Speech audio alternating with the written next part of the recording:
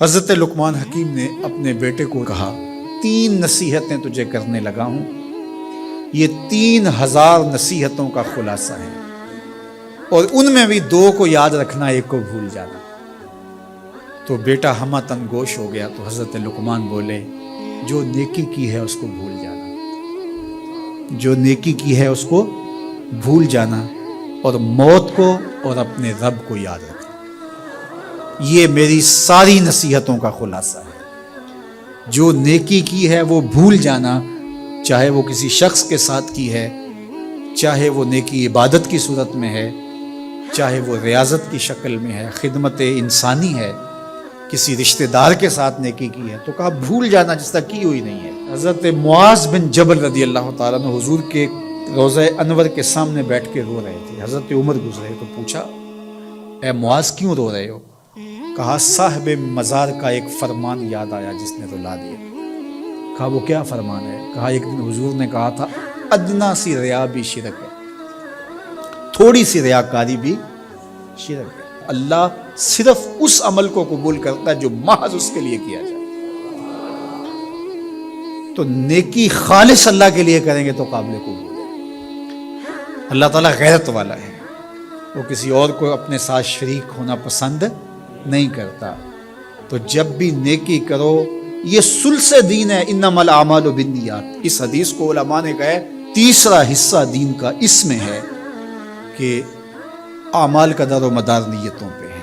نیت کا خالص ہونا شرط ہے، ورنہ محنت بھی کی، سجدے بھی کیے، خیراتیں بھی کی، سب کچھ کیا، لیکن نامہ اعمال میں 0 کو ہوگا۔ کیتی کتری پئی کھو محمد تے سکہ بنیا زردہ۔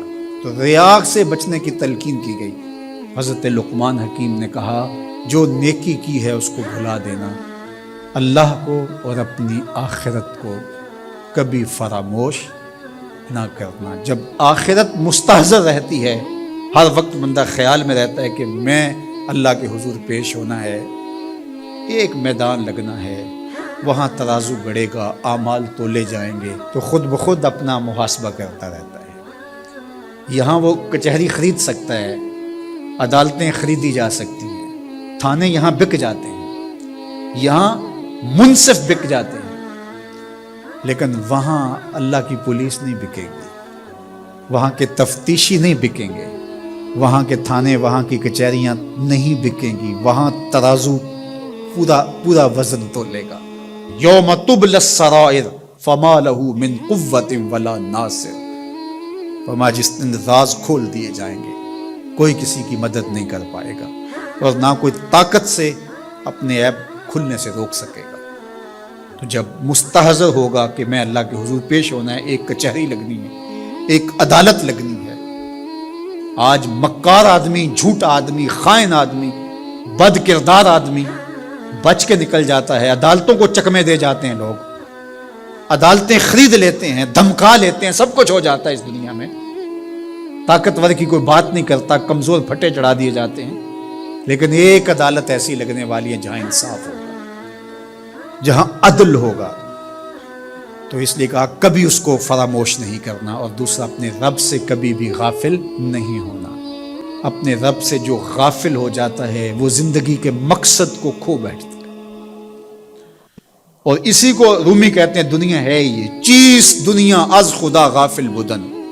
دنیا کیا ہے؟ کہا سونے چاندی ہیرے جواہرات کا نام دنیا نہیں ہے، خدا سے غافل ہو جانے کا نام دنیا ہے۔ تو اس لیے اللہ کے ذکر سے، اس کی یاد سے، اس سے کبھی بھی غافل نہیں ہونا چاہیے۔ اور اگر کوئی اس سے غافل ہو گیا تو سن لو وَلَا تَكُونُوا كَالَّذِينَ نَسُوا اللَّهَ فَأَنسَاهُمْ أَنفُسَهُمْ أُولَٰئِكَ هُمُ الْفَاسِقُونَ۔ کہا ان لوگوں کی طرح نہ ہو جانا جو خدا سے غافل ہو گئے۔ تو جب وہ خدا سے غافل ہو گئے، اللہ نے انہیں ان کی ذاتوں سے بے خبر کر دیا۔ کسی نے کہا اقبال سے کہ تو نے خود ہی کا سبق کہاں سے لیا تھا؟ کہا قرآن کی اس آیت سے لیا تھا۔